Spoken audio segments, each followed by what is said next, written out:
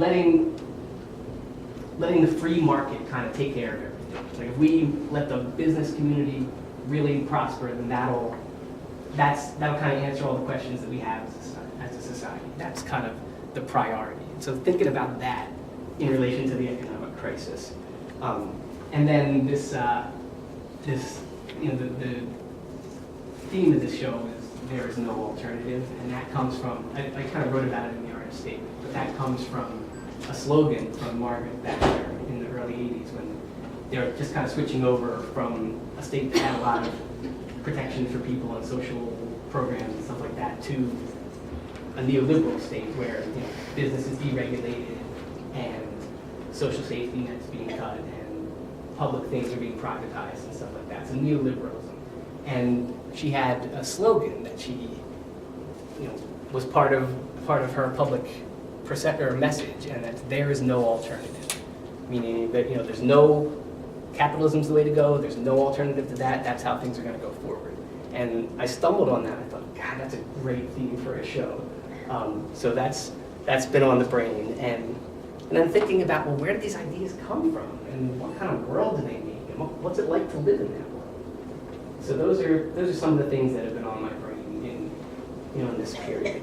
And then artistically, I've been doing the study that I was talking about before about where arts and social movements work together and how that goes.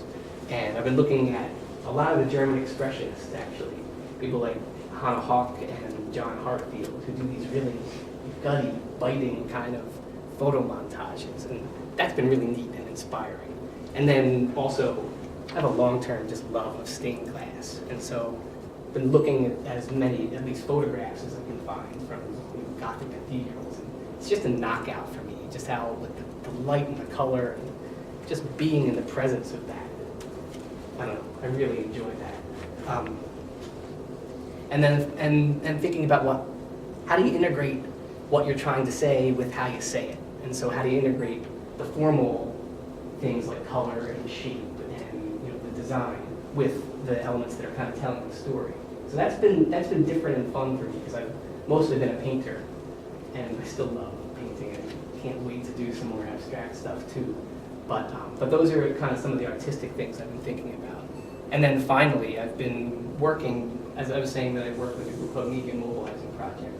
And I've been kind of pulling together a group of artists who want to think about this question: how do we make really good art that is part of helping to change the world? And so that's the kind of stew of ideas that's been in my head, and these are the works that have come out of it. And so I'm hoping there's this phrase or this saying that art shouldn't tell you what to think, but it might tell you what to think about. And so I'm hoping to accomplish that, at least in a beginning way, with some of these works. So I'll be interested to hear what people think and just get feedback and then evaluate as part of a longer term project. And the last thing I'll say is that I just feel really lucky and grateful to get to do this work. I just love making art, and when I'm in the studio, it's the most alive I feel. It's just awesome.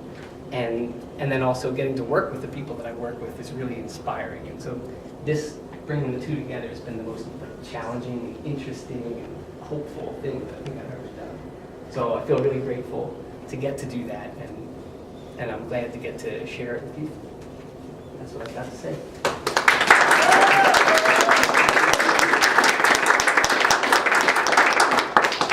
Ben, I have a question.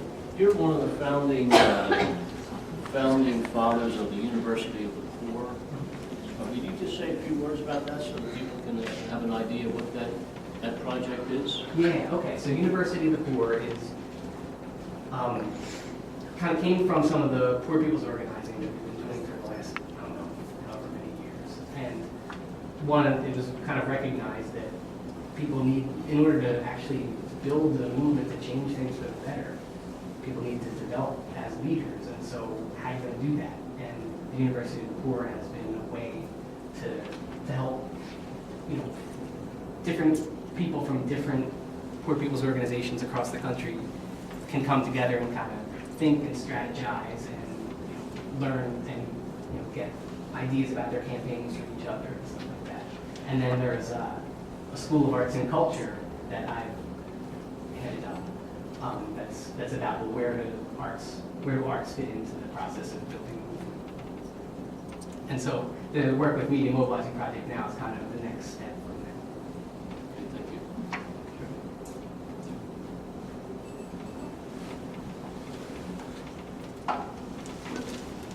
Where is the university? Or is it stationed somewhere?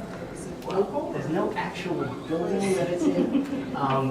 You know, it's tough to Just get happens, resources. yeah. However, people who've been working with that have been working at the Union Theological Seminary. They've actually gotten a space, an office space, for a project that's related to it called the Poverty Initiative.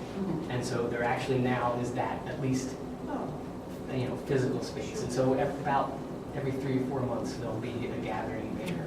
do you have New a York. website or anything? Mhm. Yeah, there's. You could share that. Sure, I can write it down. I can say povertyinitiative.org or universityofthepoor.org. Okay. Do they have a speaker series or anything? Do they do outreach or how? Not well. They have, and they haven't done it most recently, but they've done human rights schools for years, where people go to different poor people's organizations across the country and talk about our experience in organizing, share ideas that way.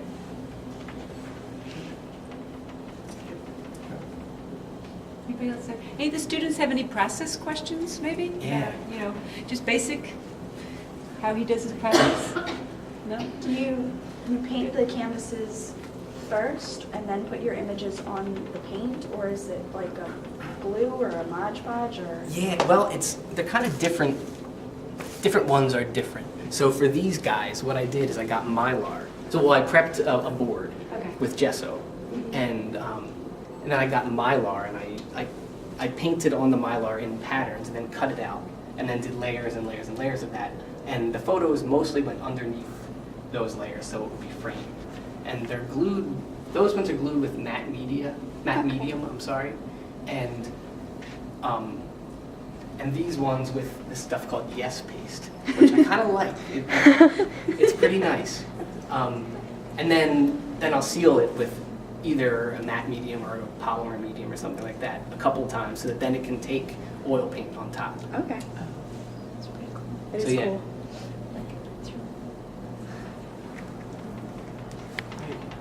I have a question and a comment. I am a teacher of English in Latin America, in Chile, and I look at your artwork, and for example, thinking of a class, of an advanced class of English, this could be great for provoking lots of interpretations. It's not only to talk about your pictures, but talk with your pictures.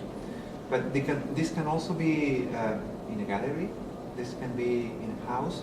So what is your perspective on the use, which is very elevated or very practical, that can happen with your artwork?